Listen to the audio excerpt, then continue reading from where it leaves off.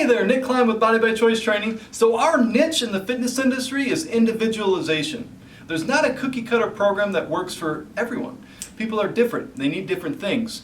So in order to measure and take the data down that we need to customize your program to your unique needs and capabilities, there has to be a series of tests. We run a bunch of them. It takes about 90 minutes. Based upon all those tests, we consolidate your 12-week plan that fits your unique needs and your goals. So the first one we do is called the length tension test. So we're looking for muscles that are overactive and muscles that are underactive.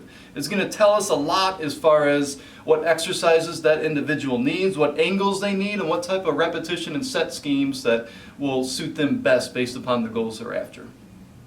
So one of the first tests we do is a length tension relationship. We want to see what muscles are overactive and what muscles are underactive. So if the muscle is overactive, it's tight. If it's underactive, it's very weak. So we're looking for the length tension relationship between the anterior chain and the posterior chain. So the first one we're doing is the modified Thomas test for the quads. The client's going to lay on her back, and she's just going to relax that bottom leg, completely passive. And the first thing we're looking at is the relationship between the knee and the hip. The knee should be about 2 inches below the hip. We're actually evaluating the flexibility of the iliopsoas hip flexor muscle. So in her case, it's pretty good.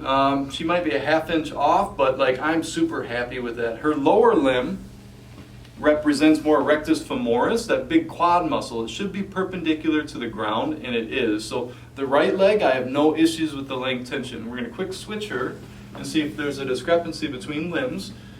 And it looks like the hip flexor is a little tighter on this side, as is the quad, but I am not too concerned about her anterior chain of her lower musculature right here. But we're going to see the relationship now. She's going to scooch back, and we're going to look at the hamstrings now. There's 3 muscles that make up the hamstrings. We're going to look at semitendinosus first. And we're going to come up until that ASIS moves a little bit. So it's a passive range of motion test. And right there. So we probably have about 70 degrees in semitendinosus. We're going to fan out and look at semimembranosus, which is terrific. That's 90 degrees. And then the lateral hamstring is biceps femoris. It's a pass-fail. Typically, is always a pass. The heel could pass bottom leg without the hips rolling up.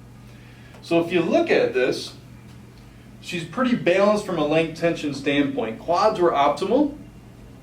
Hamstrings are a little tight, especially the one in the middle, semitendinosus. So from this perspective, she probably needs a little bit more quadricep programming as opposed to hamstring programming, so that length tension and balance can offset. The people that experience the most pain are the ones that have huge discrepancies. Like a lot of times people that do a lot of yoga, they'll have 120 degrees of hamstring flexibility, but their quads will be really tight. And because of that, that relationship so far off, they're in a lot of pain. If the tension relationship is almost optimal, they're tight, but they're usually not in pain.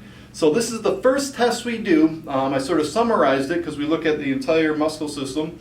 We go upper body as well, but for the purpose of this video, this is our a length tension evaluation. It's a very, very good tool and a great way to customize your future training program. So if you're interested, inquire on our website, complete a free consultation. I'd be happy to run this evaluation free of charge to tell you how much our program can benefit you and improve your longevity and quality of life. Thanks for tuning in.